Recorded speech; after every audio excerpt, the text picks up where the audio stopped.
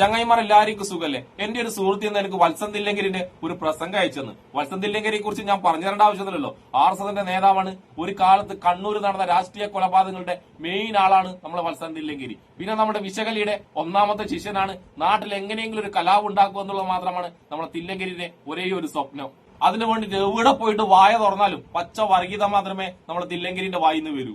അപ്പൊ ഈ അടുത്ത കാലത്തൊന്നും രാഷ്ട്രീയ കൊലപാതകമോ മറ്റുള്ള കലാപങ്ങളോ ഒന്നും നമ്മളെ കേരളത്തിൽ നടക്കുന്നില്ലല്ലോ. അപ്പൊ നമ്മളെ തില്ലങ്കേരി ജീവിക്കണ്ടല്ല, ഭയങ്കര ബുദ്ധിമുട്ടാണ്, ഉറങ്ങാൻ കഴിയില്ല. ചെറിയൊരു കൊലപാതകം അല്ലെങ്കിൽ ഒരു കൊലപാതക ശ്രമങ്ങൾ നടന്നാൽ മാത്രമേ നമ്മളെ തില്ലങ്കേരി ജീവിക്കെല്ലാം നല്ല ഉറക്കം കിട്ടൂ. അപ്പൊ അങ്ങനെയൊക്കെയുള്ള ഒരു ഉദ്ദേശത്തിൽ നമ്മളെ തില്ലങ്കേരി ജി നടത്തിയ ഒരു പ്രസംഗമാണ് ഞാൻ നിങ്ങളെ കേൾപ്പിച്ചു തരാൻ പോകുന്നത്. നമുക്ക് ആ പ്രസംഗം കുറച്ചായി കേട്ടിട്ട് വന്നാലോ? വാ.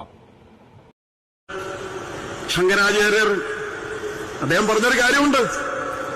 ഈ ജീവിതം എന്ന് പറഞ്ഞാൽ ഹ്രസ്വമാണ്, ഒരു കാറ്റടിച്ചാൽ തീരുന്ന കാര്യമുള്ളൂ. അതുകൊണ്ട് നമ്മൾ അധികം ഭയപ്പെട്ടിട്ട് കാര്യമൊന്നുമില്ല. എല്ലാവരും മരിക്കേണ്ടത് തന്നെയാണ്. ചിലപ്പോൾ വണ്ടി ഇടിച്ച് മരിക്കും, അല്ലെങ്കിൽ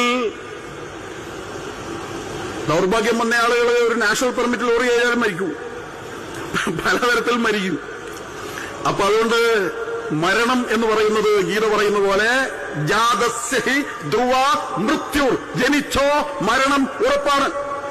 അത് തന്നെയാണ് തില്ലങ്കേരി ജി എനിക്കും പറയാനുള്ളത്. ജനിച്ചോസ്യ മരണം ഉറപ്പസ്യ. പിന്നെ എന്തിനാ തില്ലങ്കേരി ജി ഇങ്ങനെ പേടിച്ച് ജീവിക്കുന്നത്? പിന്നെ തില്ലങ്കേരി ജി പറഞ്ഞ പോലെ ചില ആൾ വണ്ടി ഇടിച്ച് മരിക്കും, ചില ആൾ അറ്റാക്ക് വന്ന് മരിക്കും, ചില ആൾ അസുഖം വന്ന് മരിക്കും. പിന്നെ എന്തിനാണ് ജി ഇങ്ങനെ തമ്മിത്തല്ലി ആൾക്കാരെ കൊല്ലിക്കാൻ നോക്കുന്നത്?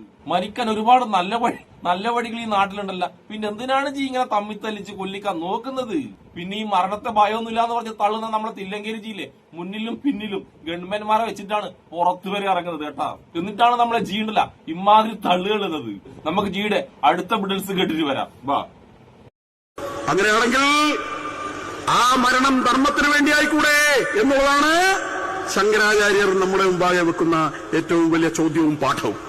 ധർമ്മത്തെ സംരക്ഷിക്കാൻ വേണ്ടിയിട്ട് ഉറപ്പായ മരണം, അനന്തരജാത തലമുറയാകെ സംരക്ഷിക്കാൻ വേണ്ടിയിട്ട് തങ്ങളുടെ ജീവിതം സമ്പൂർണമായും സംസ്കൃതിക്ക് വേണ്ടി സമർപ്പിച്ച പൂർവികന്മാരുടെ പാതയെ പിന്തുടർന്നുകൊണ്ട് നമുക്ക് ധർമ്മത്തെ സംരക്ഷിക്കാൻ നമ്മൾ ആരെയും ഉപദ്രവിക്കുന്നില്ല, നമ്മൾ ആരെയും ഇല്ലാതാക്കുന്നില്ല.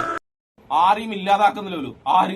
RSS. ആരാ പറയുന്നത്? വത്സൻ തില്ലങ്കേരി. എന്നെ വത്സൻ തില്ലങ്കേരി ഇമാതിരി കോമഡിയൊക്കെ പറഞ്ഞാണ്ടല്ല അവിടെ ഇരുന്ന് കൈമുട്ടുന്ന നിങ്ങൾ അണികളില്ലേ, അവര് വരെ ചിരിച്ച് പണ്ടരടങ്ങി പോകും. പിന്നെ നിങ്ങളുടെ അതിന്റെ അടക്ക് ശങ്കരാചാര്യർ പറഞ്ഞ ധർമ്മവും RSSന്റെ ധർമ്മമുണ്ടല്ല, അത് രണ്ടും ഒന്നായിട്ട് കൂട്ടിക്കെട്ടില്ല കേട്ടാ. ശങ്കരാചാര്യർ പറഞ്ഞ ധർമ്മമുണ്ടല്ല, അത് മനുഷ്യനോട് മനുഷ്യത്തുള്ള മനുഷ്യനെ ജീവിക്കാനും മറ്റുള്ള മനുഷ്യരെ സഹായിക്കാനും അവരുടെ മതമോ ജാതിയോ നോക്കാതെ സഹായിക്കാനാണ് നമ്മളെ ശങ്കരാചാര്യർ പറഞ്ഞത്. അതാണ് ശങ്കരാചാര്യർ ധർമ്മം. പക്ഷെ RSSന്റെ ധർമ്മം അതുമായിട്ട് യാതൊരു ബന്ധമില്ലാത്ത ധർമ്മമാണ്. ഇതെങ്ങാണ് നമ്മളെ ശങ്കരാചാര്യരുടെ ആത്മാവങ്ങാനും കേട്ടിട്ടുണ്ടല്ല. തില്ലങ്കേരിജി നിങ്ങൾ വെറുതെ വിടില്ല. നമുക്കെന്തായാലും നമ്മൾ ശാഖാപ്രമുഖ് തില്ലങ്കേരിജിയുടെ അടുത്ത പൊട്ടത്തരം കേട്ടിട്ട് വരാം. വാ. പക്ഷെ നമ്മുടെ ധർമ്മത്തിന് വേണ്ടി വീറോടെ, ധീരതയോടെ, ധൈര്യത്തോടെ ഉറച്ചു നിൽക്കുക തന്നെ ചെയ്യുമെന്ന് കാശ്മീരത്തിൽ എന്താ പറ്റിയത്? അവിടുത്തെ പണ്ഡിറ്റ് ഉറച്ചു നിന്നില്ല. അവരെ ഭീഷണിപ്പെടുത്തുമ്പോ ഓടി ഡൽഹിയിലേക്കൊക്കെ വന്നു, ഓടി ജമ്മുവിലേക്ക് പോയി, സിംലയിലേക്ക് പോയി. അങ്ങനെ ലക്ഷക്കണക്കിന് ആളുകൾ ഓടി. അവിടെയെല്ലാം അവരുടെ വീട് വിട്ടോടി, അവരുടെ അതിർത്തോട്ടം വിട്ടോടി, അവരുടെ സർവ്വതം വിട്ടോടി. അവരെ ഡൽഹിയിലേക്ക് പോകും. ഡൽഹിയിൽ നിന്ന് എങ്ങോട്ടോടും? നമ്മൾ ഓടി എവിടേക്ക് പോകും? നമുക്ക് ഓടാൻ, ലോകത്തോടാൻ നമുക്ക് ഒറ്റ സ്ഥലമേ ഉള്ളൂ. അത് നമ്മുടെ പൂർവികന്മാർ മരിച്ചു മണ്ണടിഞ്ഞ് കിടക്കുന്ന നമ്മുടെ ഈ ഭാരതഭൂമി മാത്രമാണ് നമുക്ക് ഓടാനുള്ളത്. ഓട്ടത്തിന്റെ കാര്യം പറഞ്ഞ് നമ്മളെ തില്ലങ്കേരിജി എടപ്പാൾ ഓട്ടാണ് ഉദ്ദേശിച്ചു തോന്നുന്നില്ല.